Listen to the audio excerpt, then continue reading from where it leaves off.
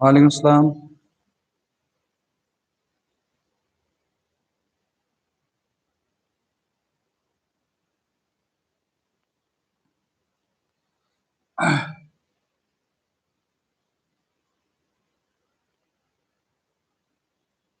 वालेकुम सलाम बच्चों। आवाज आ रही है ना मेरी?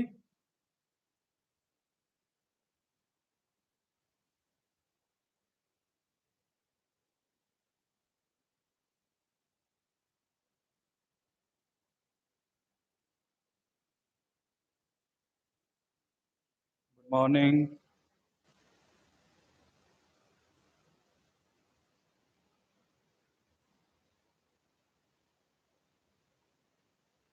वालेकुम सलाम बच्चों। वालेकुम सलाम।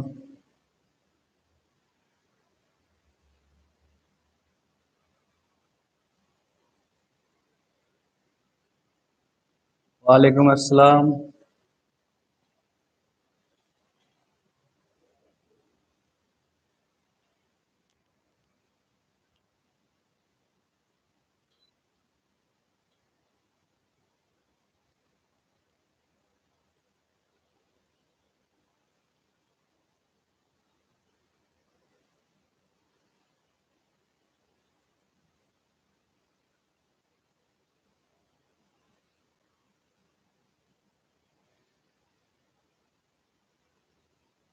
हाँ बच्चों, अभी शुरू करेंगे।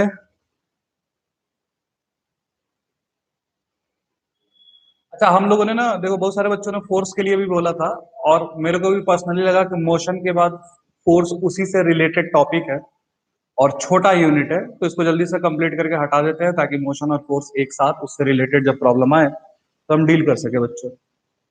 ठीक है।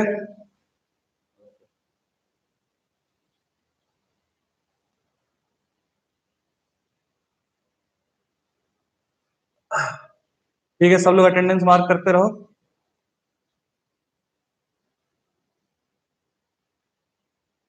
ठीक है बच्चे लोग।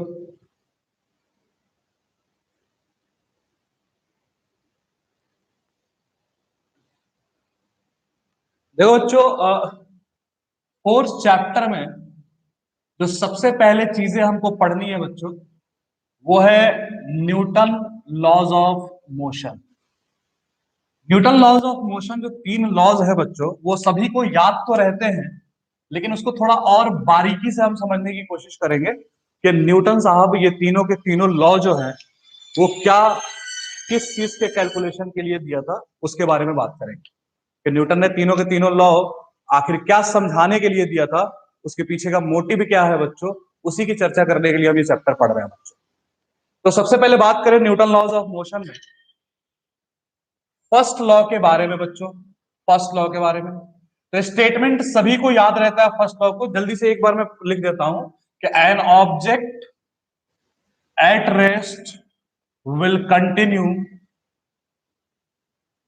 To be at rest and an object in motion continue to be in motion to be in motion until and unless an external force is applied. Until and unless an external force is applied. ये Newton का बच्चों first law का पूरा statement ये हमारे पास है। An object at rest will continue to be at rest. An object in motion will continue to be in motion until and unless an external force is applied. बच्चों ये law Newton को क्यों जरूरत पड़ा इस लॉ को देने के लिए, उसी के बारे में समझने की कोशिश करें। जब लोगों ने मोशन के बारे में पढ़ने की शुरुआत करी तो सबके मन में ये ख्याल आया बच्चों कि जितने भी ऑब्जेक्ट्स हैं उनकी नेचुरल टेंडेंसी क्या होती है। अब बात आती है नेचुरल टेंडेंसी का क्या मतलब, कि कोई भी ऑब्जेक्ट किस स्टेट में रहना पसंद करता है। क्या हर ऑब्जेक्ट रेस्ट में रहना पसंद करता है या हर ऑब्जेक्ट मोशन में रहना पसंद करता है। इसके बारे में जब मोशन की कैलकुलेशन की शुरुआत हुई तो सभी लोगों ने अपना अपना विचार प्रकट किया। तो एक अरिस्टोटल थे, शुरुआत में फिलोसफर थे, लेकिन धीरे धीरे उनका रुझान साइंस की तरफ था बच्चों। उन्होंने कहा कि हर ऑब्जेक्ट रेस्ट में रहना चाहता है। हर ऑब्जेक्ट रेस्ट में रहना चाहता है। ये शुरुआत की बात है, जब साइंस डेवलप हो रही थी तब की बात। क्योंकि उन्होंने ये बात जब बोली कि हर ऑब्जेक्ट रेस्ट में रहना चाहता है, इसी चीज को खंडन करने के लिए न्यूटन को इस लॉ को स्पेसिफाई करना पड़ा, ताकि वो बता सके कि हर ऑब्जेक्ट कैसा रहना चाहता है। तो न्यूटन के लॉ से कैसे पता चला कि हर ऑब्जेक्ट कैसे रहना चाहता है? तो सिंपल एक स्टेटमेंट लिखा हुआ है, an object at rest will continue to be at rest and an object in motion will continue to be in motion. सिर्फ इतने पार्ट को अभी हम पढ़ रहे हैं। ये स्टेटमेंट क्या कहता है बच्चों? कि जो ऑब्जेक्ट रेस्ट में रहता है वो रेस्ट में रहने की कोशिश करता है, और जो मोशन में रहना चाहता है वो मोशन में रहने की कोशिश करता है। इसका मतलब जो अरिस्टोटल कह के गए थे कि हर बॉडी रेस्ट पे रहना चाहता है, ये बात गलत है। तो सही बात क्या है कि हर बॉडी उसी अवस्था में रहना चाहता है, उसी स्टेट में रहना चाहता है जिस स्टेट में वो पहले था। अगर वो पहले से रुका हुआ है तो हमेशा कोशिश करेगा कि मैं रुका ही रहूं, और अगर वो पहले से चल रहा है तो हमेशा कोशिश करेगा वो चलता ही रहूं। तो हर ऑब्जेक्ट का फेवरेट स्टेट वही है जो उसका इनिशियल स्टेट था बच्चों।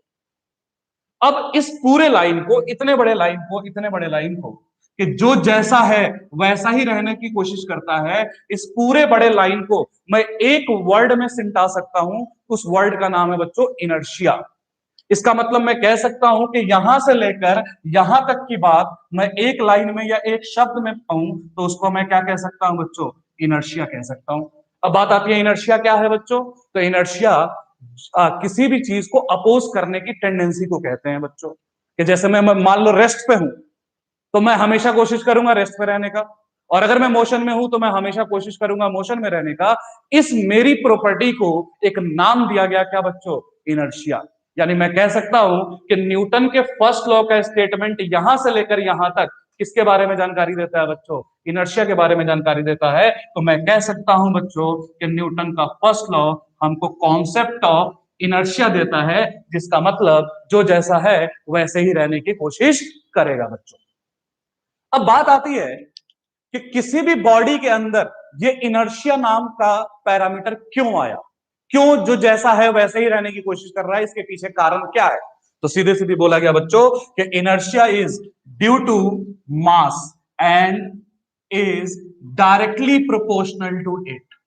बोला गया बच्चों कि इनर्शिया के पीछे जो कारण है वो क्या है बच्चों? हमारा मास है बच्चों। हमारा मास ही है जो हमारे स्टेट के चेंज होने को अपोज करता है। अगर हमारे पास मास है तो जब भी मेरे को कोई मोशन में ले जाने की कोशिश करे तो मेरा मास उस चीज को अपोज करेगा। या मैं चल रहा हूं तो जब भी मेरे को कोई रोकने की कोशिश करे तो मेरा मास उस चीज को अपोज करेगा बच्चों। तो न्यूटन के फर्स्ट लॉ का स्टेटमेंट यहां से लेकर यहां तक सिर्फ एक वर्ड के बारे में बताता है। वो वर्ड क्या है बच्चों? इनर्शिया है। अब दूसरे पार्ट पे चलते हैं। अनटिल एंड अनलेस, इस फर्स्ट लॉ में एक अनटिल एंड अनलेस का वर्ड आया है, and external force is applied. मतलब क्या हुआ बच्चों? अनटिल एंड अनलेस का मतलब क्या हुआ? एक शर्त रखी है कि भाई शुरू में ये सारी बातें तभी तक वैलिड है जब तक बॉडी पे फोर्स नहीं लगाया जाए बच्चों। मतलब हर ऑब्जेक्ट वैसा ही रहना चाहता है जैसे पहले था, लेकिन शर्त यह है कि उसके ऊपर फोर्स न लगाया जाए। इसका मतलब अगर मैं फोर्स लगाऊं तो रेस्ट वाला बॉडी मजबूर हो सकता है मोशन में जाने को, और मोशन वाला बॉडी मजबूर हो सकता है रेस्ट में आने को। तो मैं पूछूं कि फर्स्ट लॉ के इस सेकंड पार्ट से न्यूटन किसके बारे में बताना चाह रहे हैं? तो आप सीधे सीधे कहोगे कि फर्स्ट लॉ के सेकंड पार्ट से न्यूटन फोर्स के बारे में बताना चाह रहे हैं। क्यों फोर्स के बारे में बताना चाह रहे हैं? वो फोर्स के बारे में ये बताना चाह रहे हैं कि इनर्शिया नाम की मजबूरी जो है वो तभी तक हमको ओरिजिनल स्टेट में रहने के लिए मजबूर करता है जब तक उस पर फोर्स ना लगाया जाए। एक बार फोर्स लगा दूं तो बॉडी का इनर्शिया चेंज हो जाएगा, रेस्ट से मोशन, मोशन से रेस्ट हो जाएगा। तो मैं कह सकता हूं कि फर्स्ट लॉ के सेकंड पार्ट से न्यूटन हमें क्या बताने की कोशिश कर रहे हैं बच्चों? Definition of force. फोर्स का डेफिनेशन क्या है? तो फोर्स का डेफिनेशन क्या है? तो फोर्स वो पैरामीटर है जो किसी भी बॉडी के इनर्शिया को बदल सकता है। तो फाइनली मैं सिंपल न्यूटन के फर्स्ट लॉ को कंक्लूड करूं तो मैं क्या कह सकता हूं कि हर बॉडी के पास मास होता है, वो मास के कारण उस बॉडी में इनर्शिया आता है, उस इनर्शिया के कारण बॉडी मजबूर हो जाता है कि जैसे वो था वैसे ही रहे। लेकिन इस इनर्शिया नाम की मजबूरी को बदला जा सकता है अगर हम बाहर से क्या लगाए बच्चों, फोर्स लगाए। इसका मतलब न्यूटन के फर्स्ट लॉ से दो ही चीज का कॉन्सेप्ट निकलता है, एक इनर्शिया क्या है और एक फोर्स क्या है। तो इनर्शिया क्या है, अपने ओरिजिनल अवस्था में रहने की टेंडेंसी, चाहत को इनर्शिया कहते हैं बच्चों, और उसको बदलने वाले फैक्टर को हम फोर्स कहते हैं। क्या मेरी बात क्लियर है? सब लोग लिख के बताओ बच्चों, क्या यहां तक की बात क्लियर है? फर्स्ट लॉ के दोनों जानकारी आपको समझ में आ रही है बच्चों? टाइम टेबल मिल जाएगा ग्रुप में आता, ठीक है बच्चों, ओके। तो फर्स्ट लॉ से आपको सिर्फ ये दो पॉइंट रखना है याद कि ये इनर्शिया के बारे में बताता है बच्चों, और दूसरा ये फोर्स को डिफाइन भी करता है कि फोर्स क्या चीज है बच्चों। एक और पॉइंट मैं फर्स्ट लॉ में ऐड कर देता हूं बच्चों, this information was also provided by Galileo. कि पास्ट में न्यूटन से पहले इस बात को गैलीलियो नाम के साइंटिस्ट भी कह चुके थे, लेकिन उन्होंने उसको फ्रेम या पेटेंट नहीं कराया था, इसलिए हम इसको गैलीलियो लॉ नहीं न्यूटन लॉ बोलते हैं। लेकिन उन्होंने ये बात पहले ही बता दी थी न्यूटन के फर्स्ट लॉ से। तो एक चीज और याद रखना है कि फर्स्ट लॉ को कई बार गैलीलियो लॉ ऑफ इनर्शिया भी कहा जाता है बच्चों। अब मैं सीधे सीधे पूछूं बच्चों कि फर्स्ट लॉ से फोर्स का डेफिनेशन तो मिल गया कि फोर्स क्या कर सकता है, तो फोर्स इनर्शिया को बदल सकता है। लेकिन इनर्शिया बदलने के लिए उस फोर्स की वैल्यू क्या होगी बच्चों, वो वैल्यू फर्स्ट लॉ से नहीं निकलता है। फर्स्ट लॉ ने खाली इंट्रोड्यूस कर दिया कि फोर्स क्या है, फोर्स कितना लगेगा वो फर्स्ट लॉ से जानकारी से नहीं मिलता है बच्चों। इसीलिए फर्स्ट लॉ को बच्चों हम क्वालिटेटिव एनालिसिस कहते हैं, क्वालिटेटिव एनालिसिस, क्वालिटेटिव लॉ कहते हैं। क्वालिटेटिव लॉ का देखो दो तरह से लॉ को हम कैटेगराइज करते हैं, एक क्वालिटेटिव एक क्वांटिटेटिव। क्वांटिटेटिव का मतलब जिसमें हम वैल्यू निकाल पाए, जिसमें हम मैग्नीट्यूड निकाल पाए, उस लॉ को हम कहते हैं ये क्वांटिटेटिव लॉ है, क्योंकि इससे एक न्यूमेरिकल वैल्यू आती है। लेकिन जो लॉ सिर्फ हमको डिस्क्रिप्शन दे, सिर्फ हमको किसी चीज के बारे में बताए, उस लॉ को हम क्या बोलते हैं, क्वालिटेटिव। तो फर्स्ट लॉ ने किसी चीज को कैलकुलेट करने का तरीका नहीं बताया बच्चों, हमको बस उसके बारे में बताया, इसलिए हमने इसका नाम क्वालिटेटिव लॉ कहा बच्चों। नेक्स्ट देखो साहब, second law. Second law, second law क्या है बच्चों, तो उसका स्टेटमेंट लिखूं, force applied is proportional to, force applied is proportional to rate of change of momentum, rate of change of momentum। बोला गया बच्चों, जब न्यूटन ने फर्स्ट लॉ से यह बता दिया कि फोर्स क्या है, तो अब उसको सेकेंड लॉ से यह बताने की जरूरत पड़ी कि फोर्स कितना है बच्चों। लोगों ने कहा कि ठीक है फोर्स समझ गए क्या होता है, क्या होता है जो इनर्शिया को बदले, लेकिन लगे हाथ आप बता दीजिए उस फोर्स की वैल्यू क्या है बच्चों।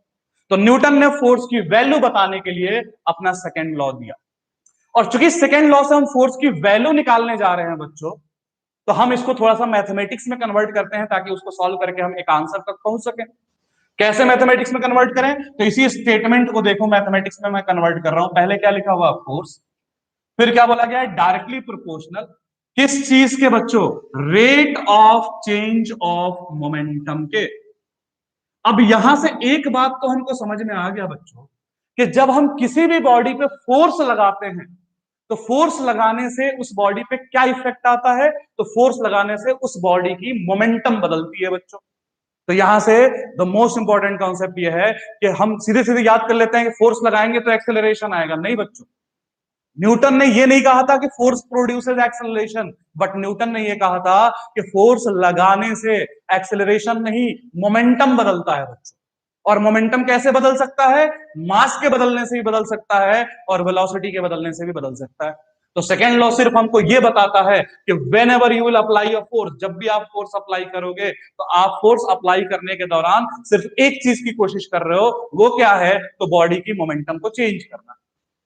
अब बात आती है कि मोमेंटम कितना चेंज होगा, तो सिंपली जितना ज्यादा फोर्स लगाओगे कम समय में उतना ही ज्यादा मोमेंटम चेंज करेगा। अब इसको मैथमेटिकली लिखे बच्चों, तो F is directly proportional to, पहला शब्द आया है बच्चों रेट। रेट का मतलब होता है विद रिस्पेक्ट टू टाइम, कितने समय में, कितने समय में।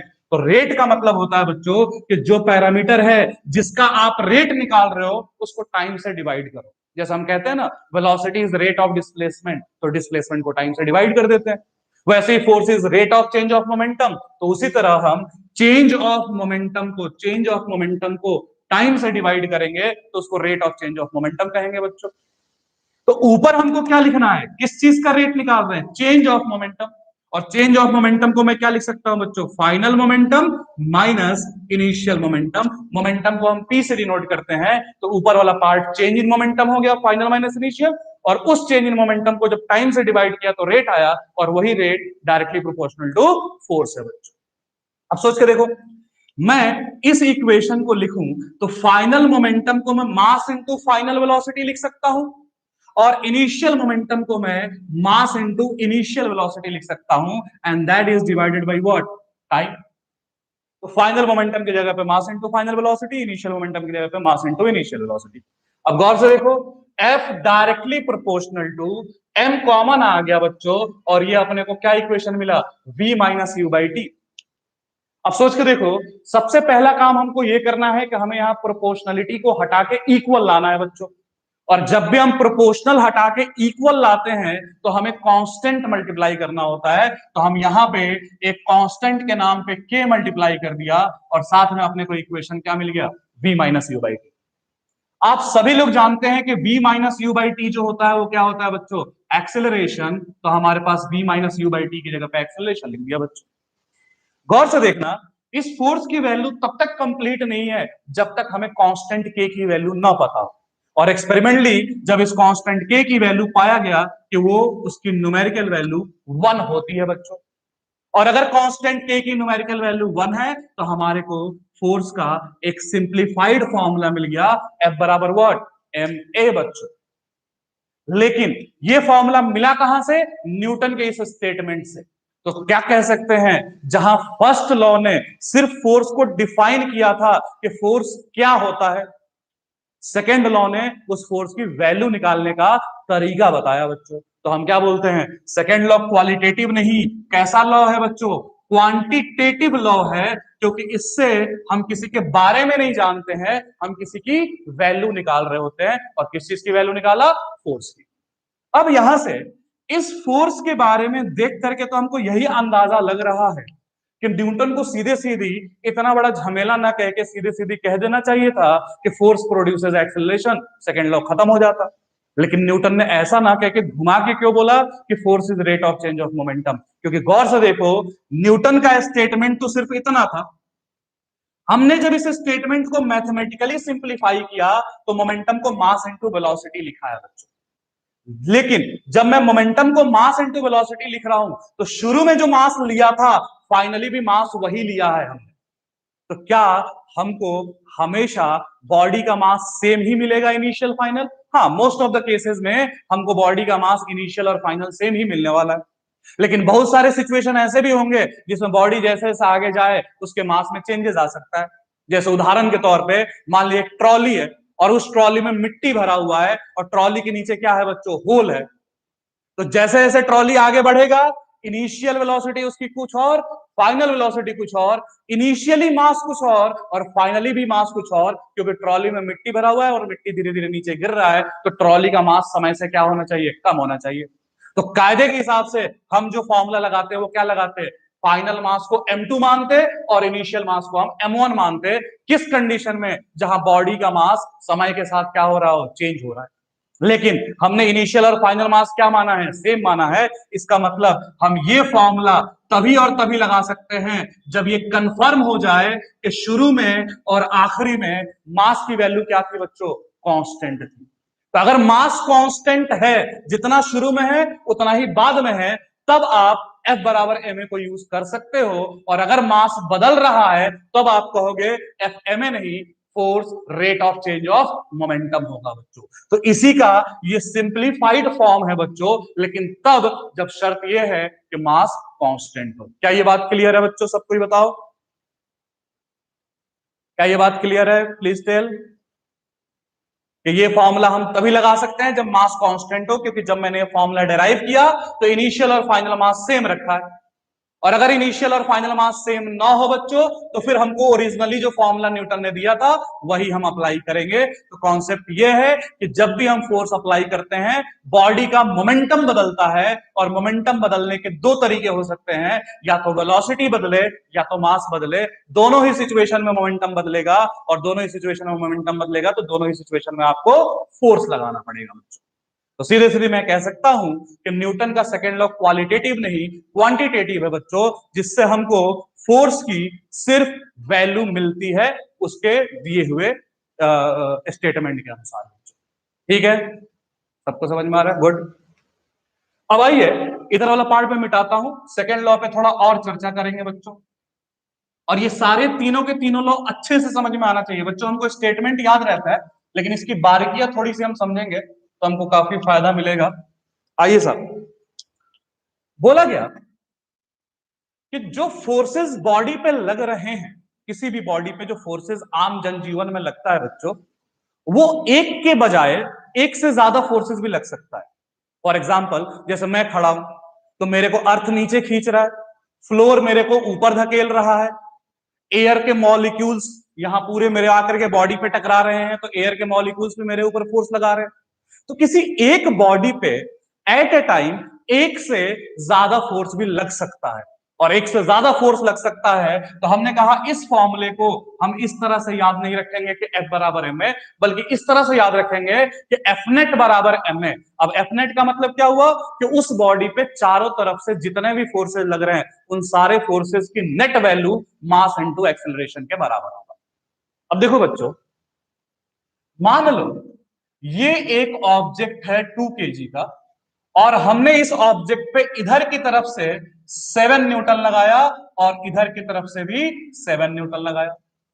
अब मैं आपसे पूछूं कि दोनों तरफ से ऑब्जेक्ट पे 7-7 न्यूटन का फोर्स लग रहा है, 7-7 न्यूटन का फोर्स इस ऑब्जेक्ट पे लग रहा है, लेकिन इसकी नेट वैल्यू कितनी होगी बच्चों? नेट फोर्स का इफेक्ट कितना होगा? तो सभी लोग आप कह सकते हो कि नेट फोर्स का इफेक्ट जो होगा बच्चों वो 0 होगा। अब नेट फोर्स का इफेक्ट अगर 0 है बच्चों, नेट फोर्स का इफेक्ट अगर 0 है, क्योंकि ये दोनों फोर्सेस एक दूसरे के इफेक्ट को क्या कर देंगे भाई? कैंसिल कर देंगे, और दोनों फोर्सेस अगर एक दूसरे के इफेक्ट को कैंसिल कर देंगे तो नेट वैल्यू 0 आ जाएगी। तो कहने को इस बॉडी पे दो फोर्सेस लग रहे हैं, लेकिन दोनों एक दूसरे के इफेक्ट को क्या कर रहे हैं? कैंसिल, जिससे नेट फोर्स 0 हो गया। और अगर नेट फोर्स 0 हो गया बच्चों, तो एक्सेलरेशन की वैल्यू भी क्या हो जाएगी बच्चों? 0। ऐसे सिचुएशन को फिजिक्स में बैलेंस्ड फोर्स कहते हैं।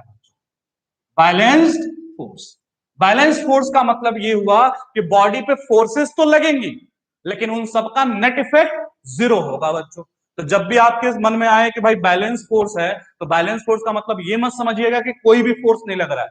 बैलेंस फोर्स का मतलब उस पर फोर्सेस लग रहे हैं, लेकिन लगने के बाद उनका इफेक्ट जो है वो क्या हो गया बच्चों? 0। अगर फोर्स 0 है तो एक्सेलरेशन 0 होगा बच्चों, और एक्सेलरेशन 0 दो सिचुएशन में हो सकता है, या तो बॉडी रेस्ट पे रहे तो एक्सेलरेशन 0, और या तो बॉडी कांस्टेंट वेलोसिटी से चले। कांस्टेंट वेलोसिटी बोले तो यूनिफॉर्म मोशन में चले बच्चों, तो भी एक्सेलरेशन की वैल्यू क्या होगी? 0। इसका मतलब कौन सी बॉडी बैलेंस फोर्स के प्रेजेंस में है, कौन सी बॉडी बैलेंस फोर्स के प्रेजेंस में है, इसका पहचान कैसे करेंगे? तो दो पहचान है, या तो बॉडी रुकी हुई है तो समझ जाएंगे बैलेंस फोर्स, और या तो बॉडी चल रही है और चलते वक्त उसकी वेलोसिटी नहीं बदल रही है तो भी हम कहेंगे बैलेंस फोर्स। तो आप इस सिचुएशन में बताइए 2 kg रेस्ट पे रहेगा या कांस्टेंट वेलोसिटी से चलेगा? क्योंकि बैलेंस फोर्स में दोनों पॉसिबिलिटी शामिल है बच्चों। तो बताइए, इधर से 7 लगाया, इधर से 7 लगाया, लगाने के बाद 2 kg चलेगा, मोशन में रहेगा या रेस्ट पे रहेगा? इस बात को लिख के जरा बताइए बच्चों। कांस्टेंट वेलोसिटी से चलेगा या रेस्ट पे रहेगा बच्चों? सब लोग रेस्ट लिख रहे हैं, मैक्सिमम लोग रेस्ट लिख रहे हैं बच्चों। अब मेरी बात ध्यान से सुनना, आप सेकेंड लॉ पढ़ते वक्त फर्स्ट लॉ भूल गए। फर्स्ट लॉ ने क्या कहा? हर बॉडी वैसा ही रहने की कोशिश करता है जैसे वो पहले था। हर बॉडी वैसे ही रहने की कोशिश करता है जैसे वो पहले था, अगर उस पर कोई फोर्स ना लगे। तो यहां वही चीज है, इस पे कोई भी नेट फोर्स नहीं लग रहा है, और नेट फोर्स नहीं लग रहा है तो ये बॉडी रुका हुआ या चल रहा होगा, हमें नहीं पता। ये बॉडी वही कर रहा होगा जो पहले कर रहा था। तो अगर हमारे इस 7 और 7 को लगाने से पहले, 7 और 7 को लगाने से पहले अगर बॉडी रुकी हुई है तो लगने के बाद भी बॉडी रुकी हुई रहेगी, और 7 और 7 लगाने से पहले अगर बॉडी चल रहा होता तो लगने के बाद भी वो चल रहा होगा बच्चों। इसका मतलब ये बॉडी रेस्ट पे होगा या मोशन करेगा, वो डिपेंड करता है हमारे फोर्स लगाने से पहले वो क्या कर रहा था बच्चों। क्लियर है सबको?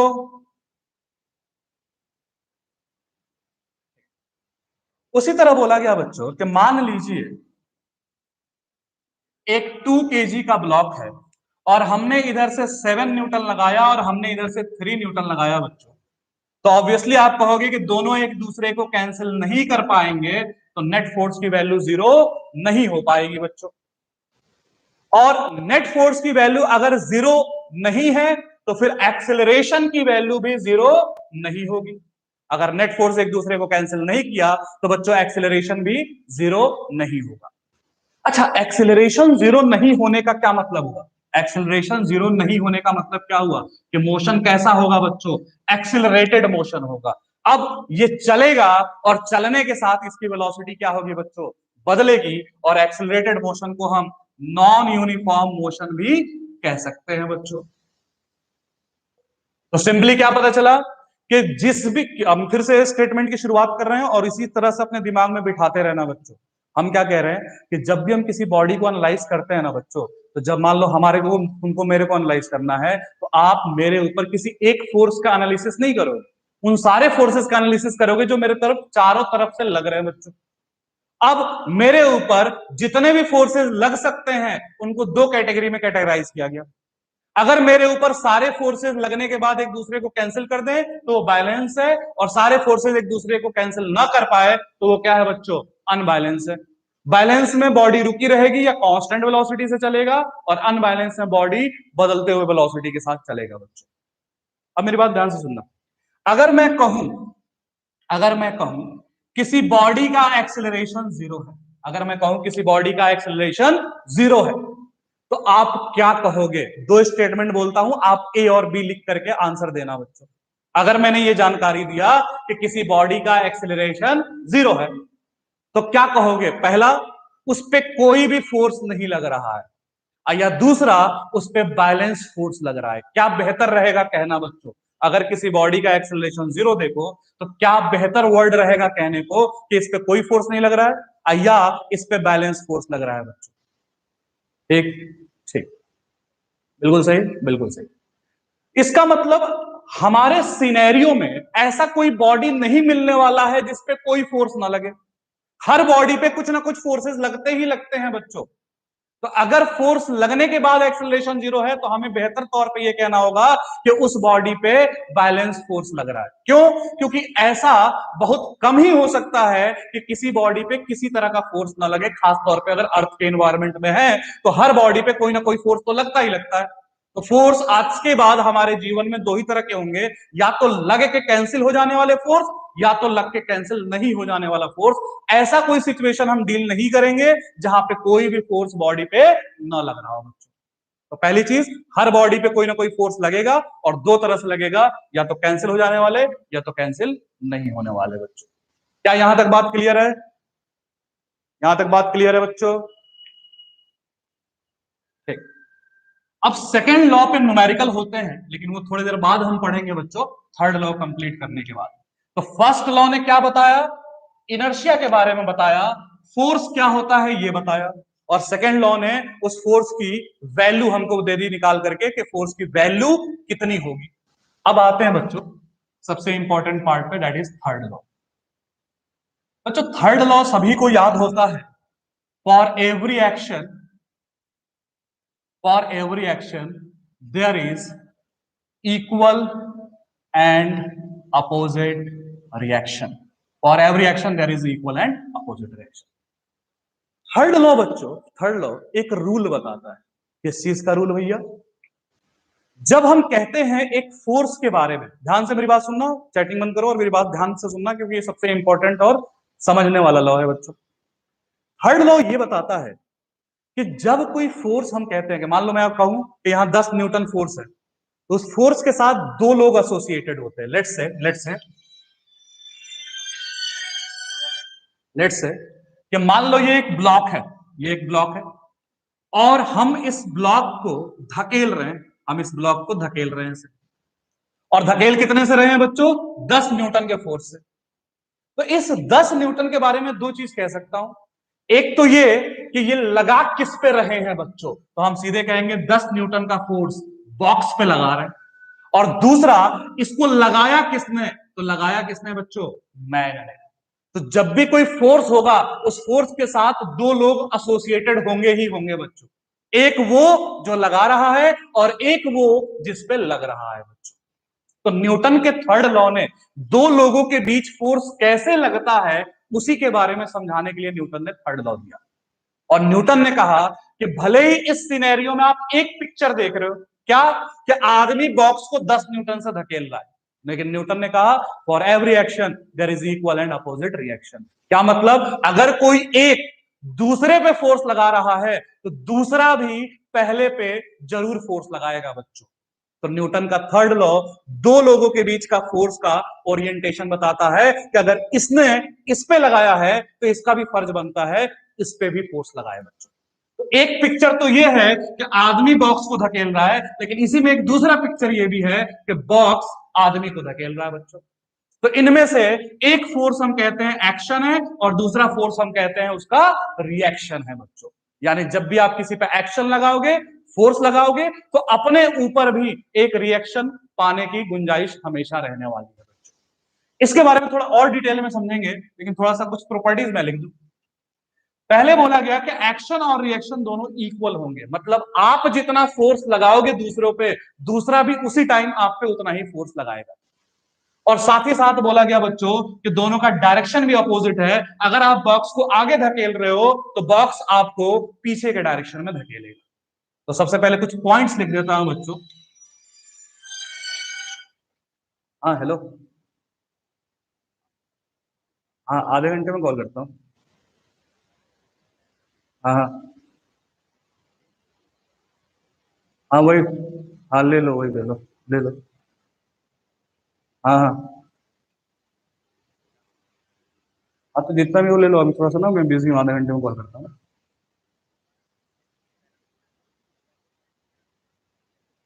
ठीक है ठीक है।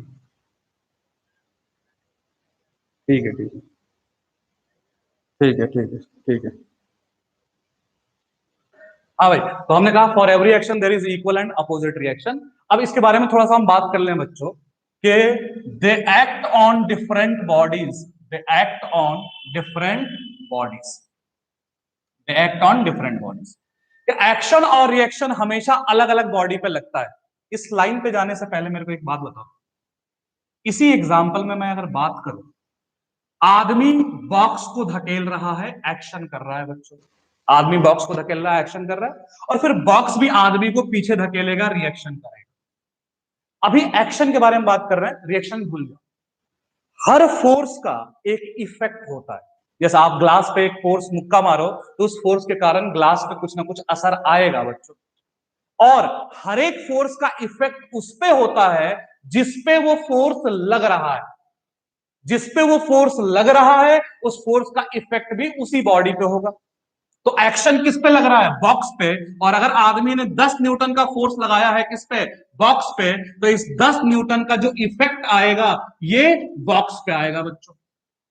और जैसे ही आदमी ने बॉक्स को आगे की तरफ 10 न्यूटन से धकेला, तो बॉक्स आदमी को पीछे की तरफ 10 न्यूटन से धकेलेगा, न्यूटन के थर्ड लॉ से। अब ये 10 न्यूटन किस पे लग रहा है? तो ये 10 न्यूटन आदमी पे लग रहा है, बॉक्स में आदमी को धकेला। तो हम कहेंगे इस 10 न्यूटन का इफेक्ट किस पे आएगा बच्चों? मैन पे आएगा।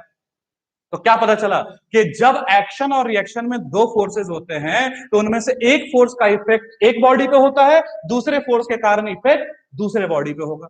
तो कहने का मतलब क्या हुआ कि एक्शन और रिएक्शन का जो इफेक्ट है, वो कभी भी सेम बॉडी पे नहीं आ सकता है, वो हमेशा अलग अलग बॉडी पे आएगा। एक्शन किसी एक बॉडी पे इफेक्ट डालेगा, रिएक्शन किसी दूसरे बॉडी पे इफेक्ट डालेगा।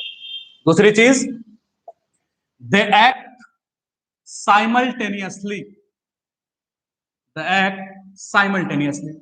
मतलब क्या हुआ बच्चों कि जैसे ही आप बॉक्स पे 10 न्यूटन से धकेलोगे बच्चों, तुरंत बॉक्स आपको पीछे की तरफ धकेलेगा।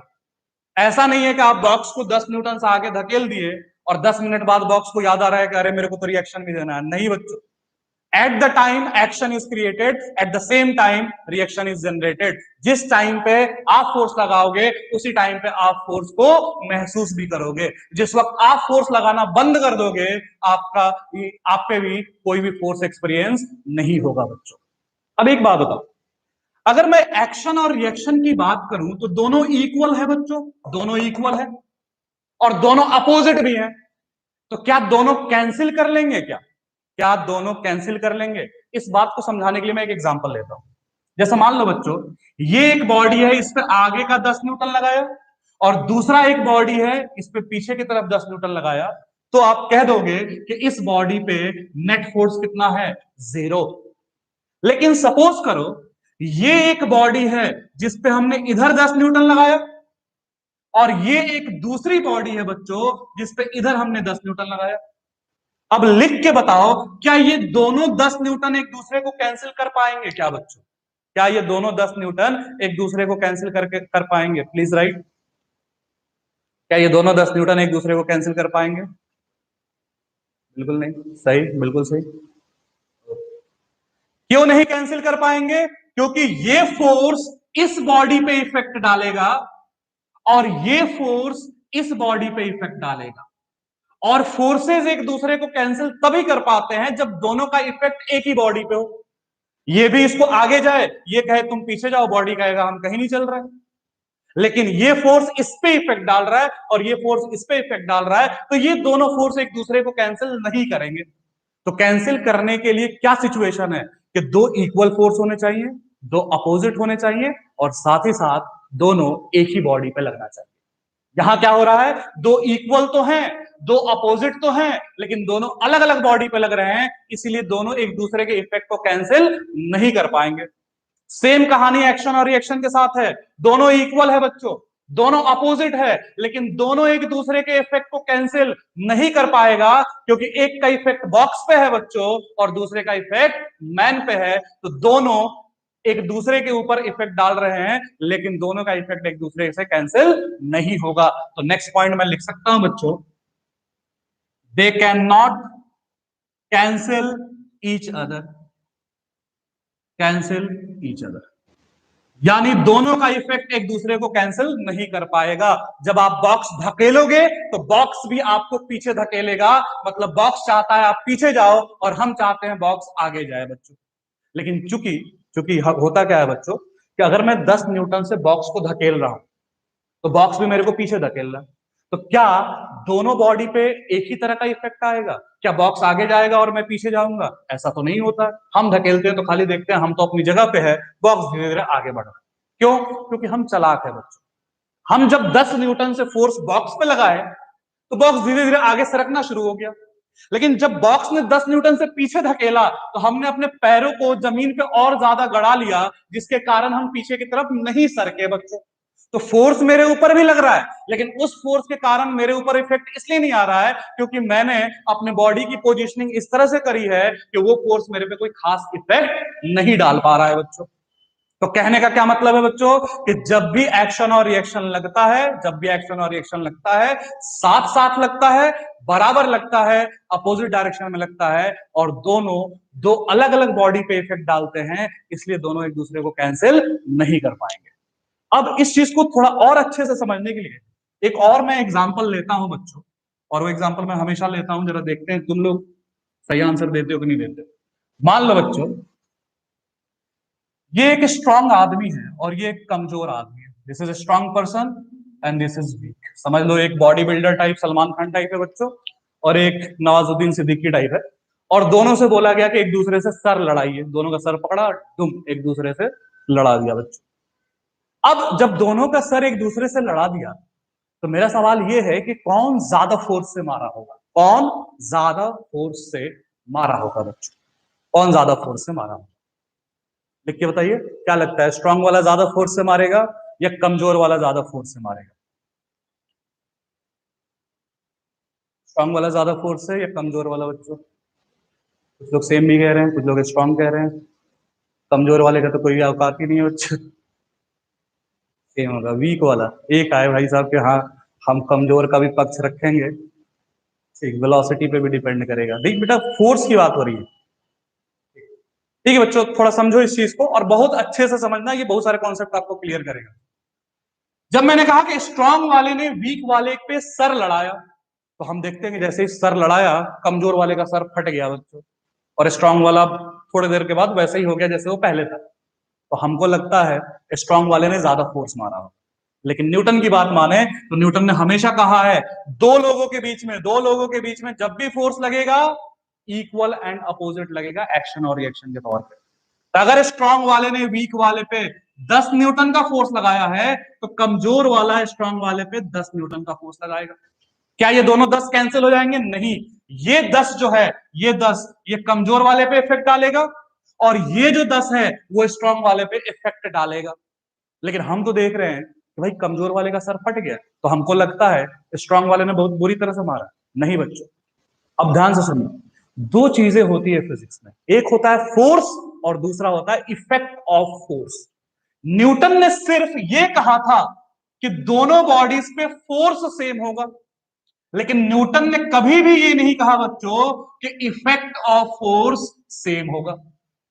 जैसे मैं बात करूं कि 10 न्यूटन से मैं दीवार पे मारूं और 10 न्यूटन से मैं शीशे पे मारूं, एक हाथ से 10 न्यूटन लगाया दीवार पे, दूसरे हाथ से 10 न्यूटन लगाया शीशे में, तो एक केस में शीशा टूटता है, दूसरे केस में हाथ टूटता है बच्चों। फोर्स तो हमने दोनों जगह सेम लगाया था, तो फोर्स तो सेम लगा, लेकिन इफेक्ट ऑफ फोर्स दोनों केसेस में क्या है बच्चों? अलग अलग है। उसी तरह जब स्ट्रांग वाले ने वीक वाले पे 10 लगाया तो वीक वाले ने भी स्ट्रांग वाले पे 10 लगाया। अब दोनों पे 10-10 न्यूटन का फोर्स लग गया, लेकिन चूंकि आदमी स्ट्रांग है, मजबूत है, तो इस पे 10 न्यूटन का फोर्स पड़ा तो ये थोड़े समय के लिए डगमगाया लेकिन बर्दाश्त कर लिया। लेकिन ये बेचारा कमजोर सा आदमी, इस पे जब 10 न्यूटन का पंच पड़ा तो ये उसको झेल नहीं पाया, उसका शरीर इतना मजबूत नहीं था कि 10 न्यूटन के इंपैक्ट को झेल पाए, उसका सर खुल गया बच्चों।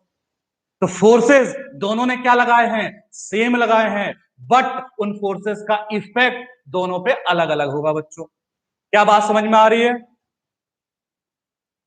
क्या बात समझ में आ रही है जो मैं कहना चाह रहा हूं? क्या बात समझ में आ रही है? जैसे एक मुक्का मैं दीवार पे मारूं तो दीवार पे मैं जितना फोर्स लगाऊंगा 100 न्यूटन से दीवार पे लगाऊंगा तो दीवार भी मेरे हथेली पे 100 न्यूटन लगाएगा। लेकिन हथेली कमजोर है तो 100 न्यूटन का फोर्स हथेली बर्दाश्त नहीं करेगा, इस पे खरोच आ जाएगा। दीवार मजबूत है, 100 न्यूटन का फोर्स दीवार आसानी से झेल सकता है। तो न्यूटन ने सिर्फ किस चीज की गारंटी ली थी? कि फोर्स बराबर होंगे, लेकिन न्यूटन ने कभी यह नहीं कहा था कि फोर्स का असर दोनों पे बराबर होगा। उसी तरह जब मैं ट्रॉली धक्का दे रहा हूं तो मैं भी ट्रॉली को आगे धकेल रहा हूं, ट्रॉली भी मेरे को पीछे धकेल रहा है। जितना धक्का मैं दे रहा हूं उतना ही धक्का वो भी दे रहा है, लेकिन मेरे धक्के का जो इफेक्ट है वो एक बॉडी पे कुछ और होगा और ट्रॉली के धक्के का इफेक्ट मेरे पे कोई खास नहीं होगा, क्योंकि मैंने अपने आप को बचा लिया है उसके इफेक्ट से। क्या ये बात क्लियर है बच्चों? न्यूटन ने ये नहीं बताया कि उनका क्या होगा, इफेक्ट की जानकारी नहीं बताई। अब इफेक्ट की जानकारी आपके कॉमन सेंस पे छोड़ दिया ना, क्या आप समझ जाओगे कि भाई कमजोर है ये है तो समझ जाओगे कि इसका बॉडी झेलने के लिए काबिल नहीं है। अब इफेक्ट मेरे ऊपर कितना आएगा या नहीं आएगा वो डिपेंड करेगा कि मेरी बॉडी का स्ट्रक्चर क्या है, मेरे बॉडी का मास क्या है, मेरा बॉडी कितने कठोर मटेरियल से बना हुआ है। उस चीज से तय होगा कि उस फोर्स का इफेक्ट क्या होगा, जो हर बॉडी पे अलग अलग आने का है। लेकिन न्यूटन ने कहा फोर्स हमेशा सेम होगा। क्लियर है? ठीक है, ठीक। तो जब भी दो लोगों के बीच फोर्स लगेंगे उन फोर्स की वैल्यू हमेशा सेम होगा, बट फोर्स का इफेक्ट दोनों बॉडी पे अलग अलग हो सकता है। अब एक और सवाल पूछता हूं बच्चों, ध्यान से सुनना, ध्यान से सुनना एकदम। मान लो एक किताब रखा हमने टेबल पे, this is a book and this is table. Clear? अब मैं बुक के बारे में बात करूं, ध्यान से सुनना, बुक के बारे में बात करूं, और ये हमारी धरती माता है, this is earth, this is earth, this is earth. Earth जो है, अर्थ, वो इस बुक को किधर खींचेगा? नीचे की तरफ। तो ये फोर्स किस पे लगवा रहे हैं बच्चों? बुक पे लगवा रहे हैं। और किसके कारण लगा रहे हैं? अर्थ के कारण। तो पहला नाम बताया है कि फोर्स किस पे लग रहा है, और दूसरा नाम बताया फोर्स कौन लगा रहा है। तो फोर्स कौन लगा रहा है? अर्थ। किसके ऊपर? बुक के ऊपर। किधर खींच रहा है? नीचे की तरफ। टेबल इस बुक को ऊपर धकेलेगा, तो ये फोर्स किस पे लग रहा है बच्चों? बुक पे। लगा कौन रहा है? टेबल। टेबल बुक के कह रहा है ऊपर की तरफ धकेलो। क्यों कह रहा है टेबल ऊपर की तरफ धकेलो? क्योंकि आप सोचो, जब मैं किसी को टच करता हूं तो टच करने का मतलब मैं हमेशा उसको पुश करता हूं। ऐसा तो नहीं है कि एक आदमी खड़ा है, मैंने टच करके उस आदमी को अपनी तरफ खींच लिया, ऐसा तो नहीं हो सकता है। हाथ से मैं सिर्फ धकेल ही सकता हूं, ऐसे छू के उसको अपनी तरफ तो नहीं खींच सकता हूं।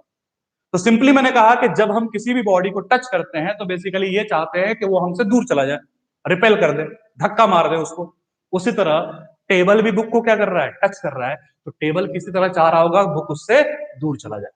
मेरे को बताओ, क्या ये एक्शन और रिएक्शन है या नहीं है बच्चों? Please write, are they are action और रिएक्शन? क्या ये एक्शन और रिएक्शन है बच्चों? Please write. शुक्रिया भाई लोग, इतना तारीफ कर रहे हो तुम लोग। हाँ भाई, क्या ये एक्शन और रिएक्शन है?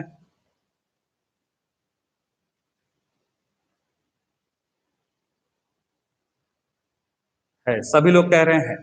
अब यहां से एक इंपॉर्टेंट कॉन्सेप्ट सुनना। एक्शन और रिएक्शन दो लोगों के बीच में लगता है। वन टू पे जितना लगाया, टू वन पे जो लगाएगा वो एक्शन और रिएक्शन कहेगा। अब ध्यान से सुनना, ये फोर्स किसने लगाया था बच्चों? अर्थ ने बुक पे। अर्थ ने बुक पे लगाया था। तो बुक जो अर्थ पे लगाएगा, बुक जो अर्थ पे लगाएगा वो उसका रिएक्शन होगा बच्चों।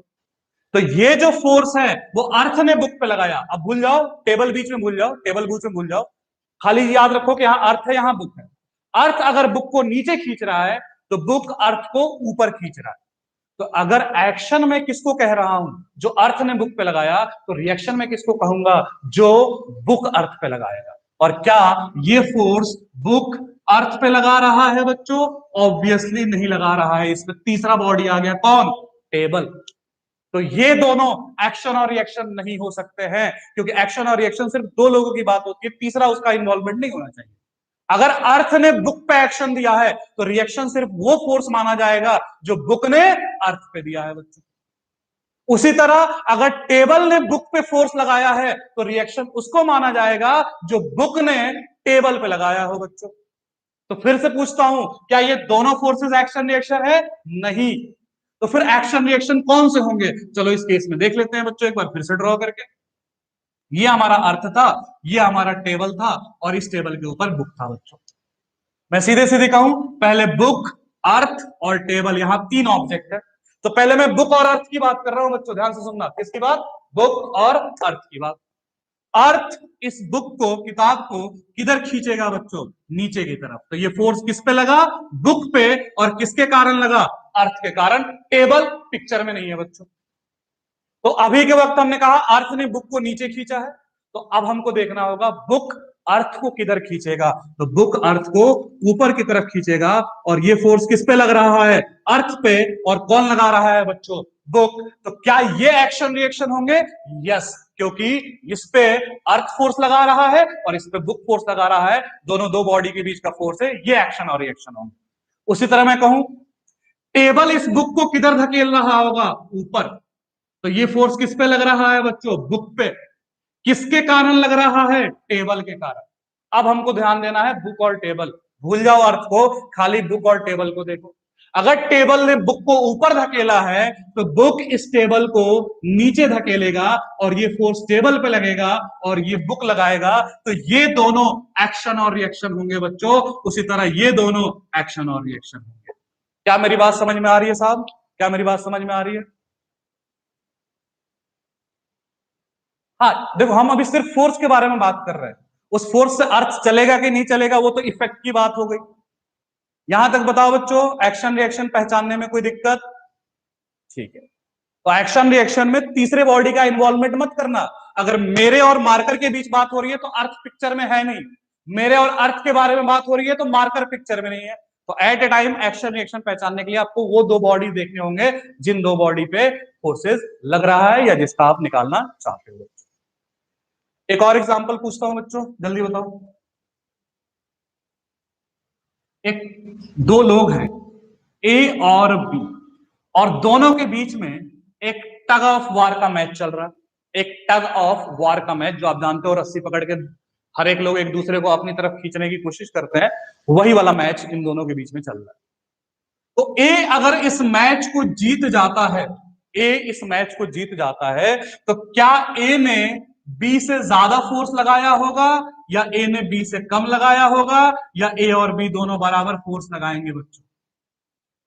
अगर टग ऑफ वार के मैच में ए बी से जीत जाता है बच्चों, तो क्या ए बी से ज्यादा फोर्स लगाया होगा?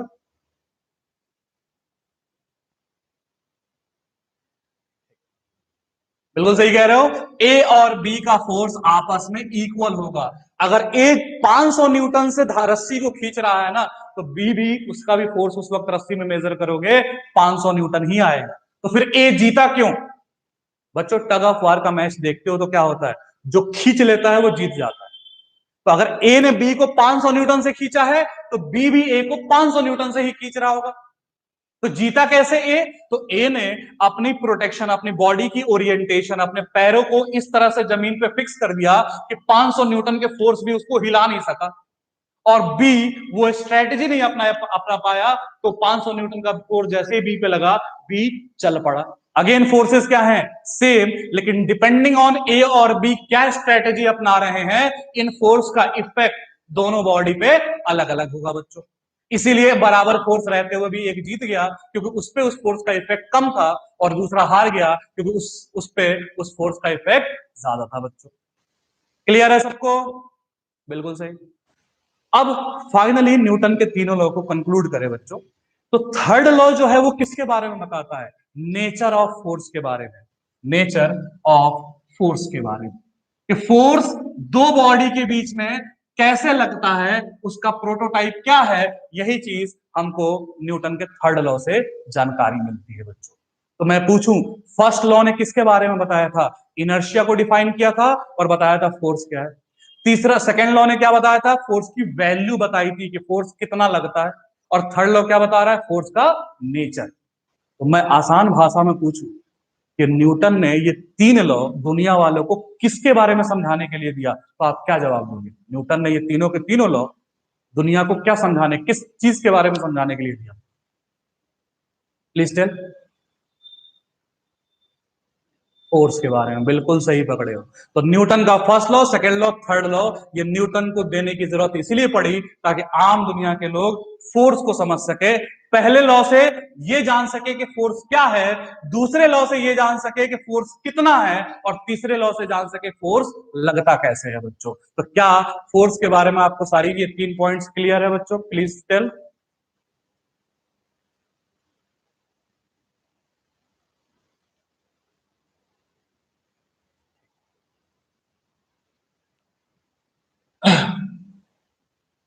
ठीक है बच्चों, अब इसमें मैं एक कुछ पॉइंट और ऐड कर दूं।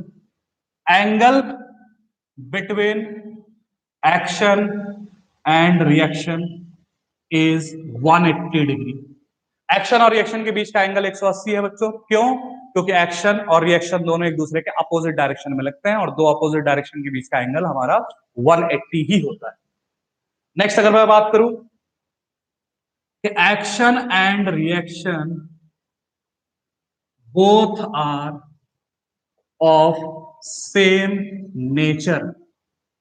एक्शन और रिएक्शन दोनों का नेचर सेम होता है। नेचर सेम होने का मतलब, अगर एक्शन एक ग्रेविटेशनल फोर्स है, तो रिएक्शन भी एक ग्रेविटेशनल फोर्स होगा बच्चों।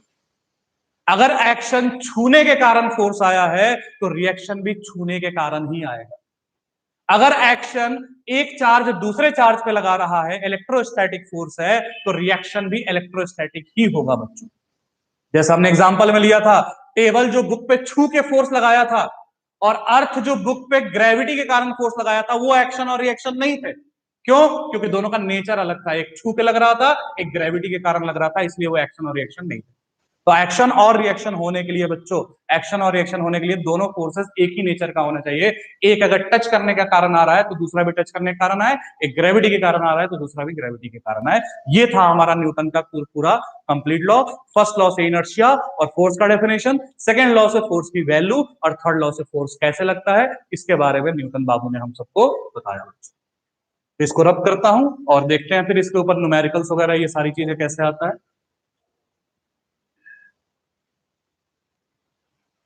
अब मैं एक सवाल स्टेटमेंट मिटाते मिटाते बोलता हूं, तुम लोग बताओ कि मान लो मैं आपसे कहूं a person sitting in the bus, एक आदमी है जो बस में बैठा हुआ है, और हम सब ये जानते हैं कि जब बस एकदम से चल पड़ती है तो आदमी पीछे की तरफ ऐसे झुक जाता है। बस एकदम से आगे चली, आदमी पीछे की तरफ झुक गया। तो मैं पूछूं इस चीज को न्यूटन के किस लॉ से समझाया जा सकता है, लिख के बताओ। इस चीज को न्यूटन के किस लॉ से समझाया जा सकता है, प्लीज राइट।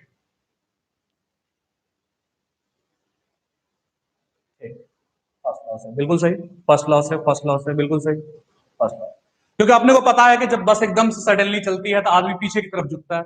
किस कारण से झुकता है? क्योंकि आदमी पहले रेस्ट की अवस्था में था, तो वो रेस्ट में रहने की जद्दोजहद करता है। बस आगे जाती है लेकिन ये फिर भी चाहता है मैं रेस्ट पे ही रहूं, इस चक्कर में वो पीछे की तरफ लीन कर देता है, जिसका मेन कारण क्या है? इनर्शिया। और इनर्शिया का डेफिनेशन फर्स्ट लॉ में आता है बच्चों। अब देखो बच्चों, न्यूमेरिकल के लिए हमारे पास फॉर्मूला क्या है? Net force is equal to mass into acceleration.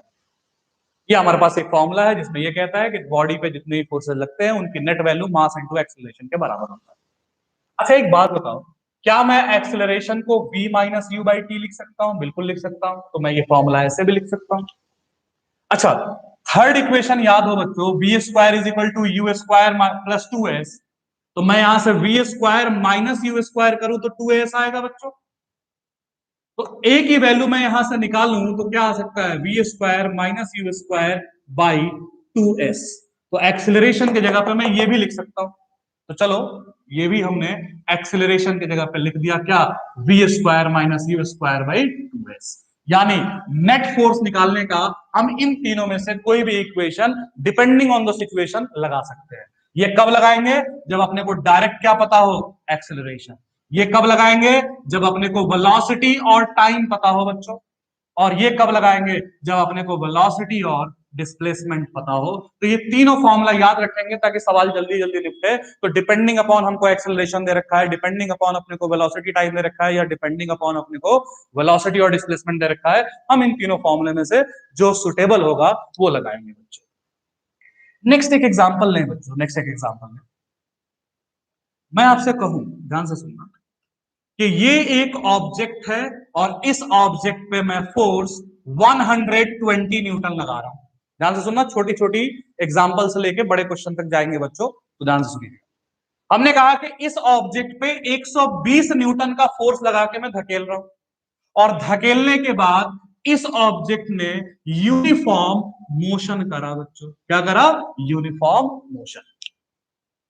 तो मेरे को इस सिचुएशन को समझना है। हम क्या देख रहे हैं बच्चों कि हम तो फोर्स लगा रहे हैं, लेकिन फोर्स लगाने के बावजूद भी एक्सिलरेशन जीरो है। कैसे पता चला एक्सिलरेशन जीरो है? क्योंकि यूनिफॉर्म मोशन है, वेलोसिटी बदल नहीं रही है, इसका मतलब एक्सिलरेशन जीरो है। इसका मतलब ये हुआ कि हम फोर्स लगाने के बाद भी अगर एक्सिलरेशन जीरो देख रहे हैं, इसका मतलब कोई और भी यहां छुपा हुआ फोर्स है, कोई और भी यहां छुपा हुआ फोर्स है जो मेरे इस फोर्स को क्या कर रहा है? कैंसिल कर रहा है। क्योंकि अगर इस मेरे लगाए हुए 120 को कोई कैंसिल नहीं करता बच्चों, तो ये बॉडी तो एक्सिलरेशन के साथ जाता। और हम फोर्स लगाने के बावजूद भी एक्सेलरेशन जीरो देख रहे हैं, इसका मतलब कोई ना कोई है जो हमारे फोर्स को अपोज कर रहा है बच्चों। और वो फोर्स अपोजिंग कोई सा भी हो सकता है, फिलहाल के लिए मैं उसका नाम फ्रिक्शन रख देता हूं, फ्रिक्शन। अब बताओ कि अगर फ्रिक्शन मेरे इफेक्ट को कैंसिल कर रहा है, और इस बात की पुष्टि इससे हुई कि एक्सेलरेशन जीरो है, यानी सारे फोर्सेस एक दूसरे को कैंसिल करेंगे। तो अगर फ्रिक्शन मेरे फोर्स को कैंसिल कर रहा है, इसका मतलब फ्रिक्शन की भी वैल्यू उतनी ही होगी जितना मैं लगा रहा हूं। यानी फ्रिक्शन भी कितना लगा रहा होगा बच्चों? 120 न्यूटन। इसीलिए फ्रिक्शन का लगाया हुआ फोर्स मेरे फोर्स को कैंसिल कर दिया, बॉडी का एक्सीलरेशन जीरो है।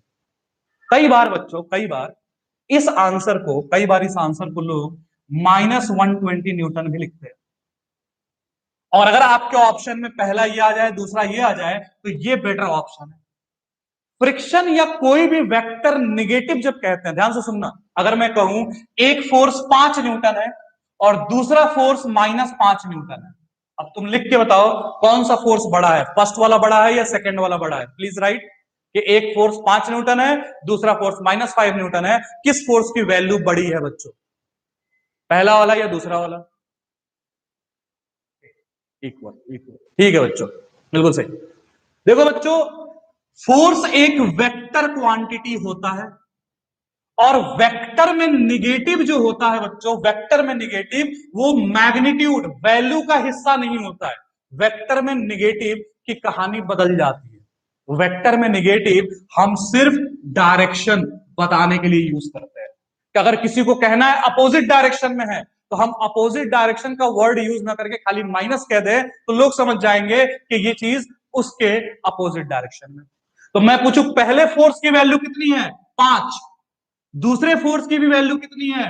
5। माइनस क्यों छोड़ दिया? क्योंकि ये वेक्टर है, इसीलिए इसमें माइनस का मतलब वैल्यू नहीं डायरेक्शन है बच्चों। तो सीधे कहेंगे दोनों फोर्स बराबर है बट अपोजिट डायरेक्शन में है बच्चों। तो ध्यान से सुनना, जब वेक्टर नेगेटिव आता है तो वैल्यू का पार्ट नहीं डायरेक्शन का पार्ट होता है। उसी तरह मैं कहूं एक वर्क 5 जूल है और दूसरा वर्क -5 जूल है। वर्क स्केलर है बच्चों, work is a scalar quantity, और स्केलर में निगेटिव वैल्यू का पार्ट होता है। तो मैं पूछूं इसकी वैल्यू कितनी है? 5, और इसकी वैल्यू कितनी है? -5। तो इसमें ये बड़ा है और ये छोटा है। तो बिल्कुल दिमाग में ये चीज बिठा लो कि स्केलर में निगेटिव सिर्फ वैल्यू का पार्ट होता है, लेकिन वेक्टर में निगेटिव वैल्यू का पार्ट नहीं। निगेटिव वेक्टर में इसीलिए डालते हैं जब हम उसको डायरेक्शन बताएं। तो ये फोर्स की वैल्यू कितनी है? 120 ही है, बस माइनस डाल के हमने ये बता दिया कि ये फोर्स हमारे गिवन फोर्स के अपोजिट डायरेक्शन में। तो हमने क्यों कहा कि माइनस वाला ऑप्शन चेक करना? क्योंकि इससे आप सिर्फ एक जानकारी बता रहे हो, लेकिन इससे आप दो दो जानकारी बता रहे हो, वैल्यू भी बता रहे हो, डायरेक्शन भी बता रहे हो। तो इसलिए इन दोनों में ये वाला परफेक्ट है, क्योंकि एक साथ दो चीजों की जानकारी दे रहा है बच्चों। करंट स्केलर क्यों होता है बात करेंगे, ये 11th में आओगे तो, अभी इस जगह पे उसकी जरूरत नहीं है बच्चों। एक टर्म होता है वेक्टर लॉ ऑफ एडिशन, उसी के बिहाफ पे तय किया जाता है कि कौन वेक्टर होगा कौन वेक्टर नहीं होगा बच्चों। खैर एक और एक क्वेश्चन लेते हैं बच्चों।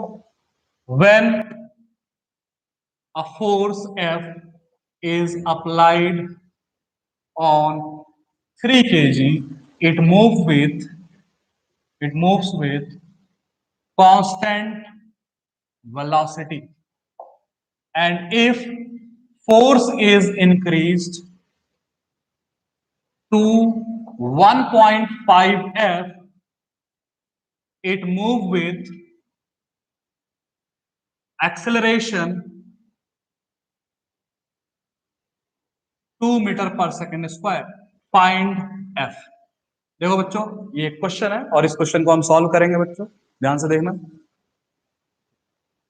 कह रहे थे ट्रायंगुलर लॉ ऑफ एडिशन, हाँ ठीक है ठीक है। करंट टेंसर होता है नहीं बेटा, करंट टेंसर वो लोग, अब मैं कैसे समझाऊं? देखो स्केलर और वेक्टर ये दोनों ही टेंसर क्वांटिटीज है।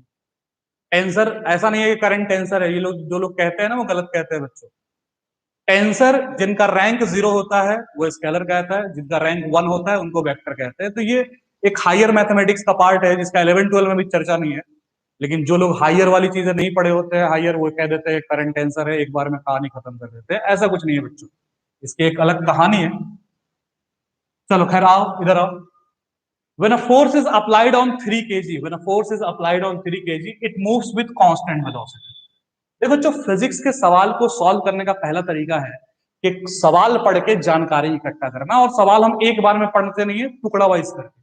क्या दे रखा है? When a force F is applied on 3 kg, it moves with constant velocity. क्या कहा जा रहा है कि एक 3 किलोग्राम का ब्लॉक है बच्चों, और जब मैंने इस पे फोर्स लगाया, अरे कितना लगाया? F। तो F फोर्स लगाने के बाद ये ब्लॉक कांस्टेंट वेलोसिटी से चला, और कांस्टेंट वेलोसिटी मतलब जीरो एक्सीलरेशन के साथ चला। अब आगे की कहानी पढ़ने से पहले इसको थोड़ा सिंप्लीफाई कर लेते हैं कि ये क्या कहना चाह रहा है। देखो बच्चों ये कहना चाह रहा है कि हम फोर्स लगा रहे हैं, हम फोर्स क्या कर रहे हैं? लगा रहे हैं, लेकिन फोर्स लगाने के बावजूद भी एक्सेलरेशन 0 है। इसका क्या मतलब हुआ बच्चों? लिख के बताइए, अगर हम फोर्स लगा रहे हैं उसके बावजूद भी अगर एक्सेलरेशन 0 है तो इसका क्या मतलब हुआ? इसका क्या मतलब हुआ बच्चों? अगर हम फोर्स लगा रहे हैं उसके बाद भी एक्सेलरेशन 0 है, बिल्कुल सही, बैलेंस्ड है। इसका मतलब ये हुआ कि कोई ना कोई और भी है जो हमारे इस इफेक्ट को कैंसिल कर रहा है। अगर ये कैंसिल नहीं हुआ होता तो फोर्स लगाने से एक्सीलरेशन आता, लेकिन हम देख रहे हैं फोर्स लगा रहे हैं उसके बावजूद भी एक्सीलरेशन 0 है, यानी कोई ना कोई ऐसा है जो हमारे फोर्स के अपोजिट डायरेक्शन में लग रहा है। इस चीज के बारे में सवाल में नहीं दिया गया था कि कोई अपोज भी कर रहा है, बस सवाल की जानकारी से ही हमने थॉट ला लिया कि हमारे फोर्स लगाने के बावजूद, जिस तरह इसमें हुआ था, हमारे फोर्स लगाने के बावजूद भी एक्सेलरेशन 0 है, यानी कोई हमारे फोर्स को अपोज कर रहा है। अब बताओ, ये अगर हमारे फोर्स को अपोज कर रहा है तो इसकी न्यूमेरिकल वैल्यू कैपिटल एफ के बराबर ही तो होगी बच्चों। हम क्या कहेंगे, हमारा लगाया हुआ फोर्स आपके फोर्स को क्या कर रहा है, कैंसिल। इसका मतलब वो फोर्स एग्जैक्टली आपके बराबर होगा, दोनों ने कैंसिल किया, एक्सेलरेशन 0 आ गई। तो ये पहला पार्ट आ गया साहब। अब सेकेंड पार्ट देखते हैं क्या कहा गया। If force is increased to 1.5 F, यानी बॉडी वही है बच्चों, और पहले पार्ट से ये जानकारी पता चल चुका है कि इस डायरेक्शन में एक फोर्स लग रहा है जिसकी वैल्यू कैपिटल एफ है। पहले पार्ट से ये पता चल चुका है कि इधर एक फोर्स अपोजिंग लग रहा है जिसकी वैल्यू कैपिटल एफ है। अब बोला जा रहा है कि हम जो इस पे फोर्स लगा रहे हैं, हम जो इस पे क्या लगा रहे हैं बच्चों, फोर्स। अब उस फोर्स की वैल्यू, पहले तो एफ लगाया था, अब कितना लगाना है बच्चों, 1.5 एफ। ऐसा करने से इस बॉडी में एक्सेलरेशन 2 मीटर पर सेकंड स्क्वायर आ गया। तो फर्स्ट पार्ट से ये जानकारी मिली। अब देखते हैं सेकंड पार्ट से क्या होगा बच्चों। अब देख के बताओ, सेकंड पार्ट में क्या ये फोर्सेस बैलेंस है या अनबैलेंस है, पहले ये बताओ। क्या ये फोर्सेस बैलेंस है बच्चों या अनबैलेंस्ड है? क्या ये बैलेंस है या अनबैलेंस है बच्चों? अनबैलेंस, बिल्कुल सही, बिल्कुल सही। तो जब बैलेंस था तो दोनों साइड बराबर होंगे, तभी तो बैलेंस है। और जब अनबैलेंस है तो दोनों साइड अलग अलग है बच्चों। अब बताओ, अनबैलेंस फोर्स के लिए हम क्या करेंगे बच्चों, क्या करेंगे? तो हम देख रहे हैं कि इसमें क्या है, एक्सेलरेशन है, और एक्सेलरेशन है तो हम फॉर्मूला क्या लगाएंगे बच्चों, net force is equal to mass into acceleration. क्योंकि इस केस में फोर्सेस बैलेंस है, एक्सेलरेशन आएगा, और एक्सेलरेशन आएगा तो नेट फोर्स m इंटू ए लिखना पड़ेगा। अब गौर से बताओ, इस पे कितने फोर्सेस लग रहे हैं, तो दो, 1.5 एफ आगे की तरफ और कैपिटल एफ पीछे की तरफ। 1.5 एफ आगे की तरफ और कैपिटल एफ पीछे की तरफ, तो दोनों फोर्सेस का नेट कितना होगा बच्चों, तो सीधे सीधे कहोगे 1.5 एफ माइनस कैपिटल एफ, ये इन दोनों फोर्सेस का नेट होगा। और नेट फोर्स किसके बराबर, मास इंटू एक्सेलरेशन। मास इंटू एक्सेलरेशन बोले तो 3 इंटू 2। बस यहां से सॉल्व करेंगे तो 0.5 F is equal to 6, F is equal to क्या आ जाएगा बच्चों, 12 न्यूटन। क्या ये बात क्लियर है साहब? सबको बताओ, क्या ये बात क्लियर है? सबको बताया क्लियर है?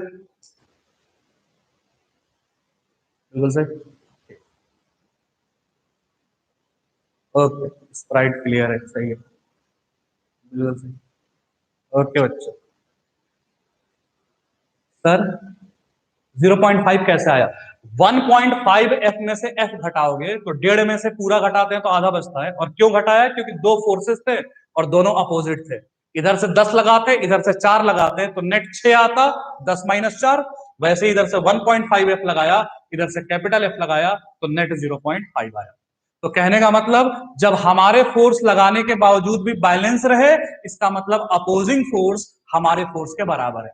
और हमारे फोर्स लगाने के बाद बॉडी में एक्सेलरेशन आए तो हम फॉर्मूला यूज करेंगे एफ नेट बराबर एम ए। तो जहां भी एक्सेलरेशन हो एफ नेट बराबर एम ए, जहां एक्सेलरेशन नहीं हो उधर दोनों तरफ के फोर्सेस बराबर बच्चों। एक बार और रिपीट कर देते हैं, देखो सवाल में पहला पार्ट कहा जा रहा था कि जब फोर्स हमने लगाया कितना, एफ, 3 kg के ब्लॉक पे, तो इसका एक्सेलरेशन कितना आया, 0। तो हमने कहा साहब, हमने कहा कि हम फोर्स लगा रहे हैं, धकेल रहे हैं, फिर भी एक्सेलरेशन 0 है, यानी कोई हमारे फोर्स के इफेक्ट को अपोज कर रहा है। इसका मतलब हम समझ गए कि यहां पे कोई एक अपोजिंग फोर्स भी होगा जिसको हमने स्मॉल एफ कहा है। कैसे पता चला ये चीज? क्योंकि फोर्स लगाने के बाद भी एक्सीलरेशन जीरो है, यानी कोई अपोज कर रहा है।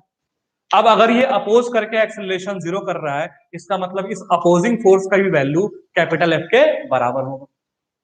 पहला इक्वेशन आ गया। अब बोला गया इसी बॉडी पे मैं एफ को 1.5f कर दूं, एफ के जगह पे 1.5f कर दूं तो एक्सेलरेशन 2 आ जाएगा, ऐसा क्वेश्चन में बोला गया। तो हमने एफ की जगह पे 1.5f कर लिया, और पहले पार्ट से ये पता चल गया कि इस सवाल में एक अपोजिंग फोर्स भी है जिसकी वैल्यू कैपिटल एफ है, और इस केस में एक्सेलरेशन है, और एक्सेलरेशन है तो फॉर्मूला क्या लगाते हैं? एफ नेट बराबर है में। एफ नेट क्या होता है? दोनों फोर्सेस का नेट, और दोनों फोर्सेस कौन कौन से हैं? आगे की तरफ 1.5f और पीछे की तरफ कैपिटल एफ।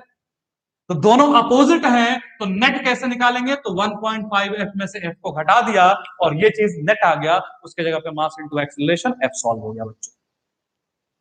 क्लियर है सबको?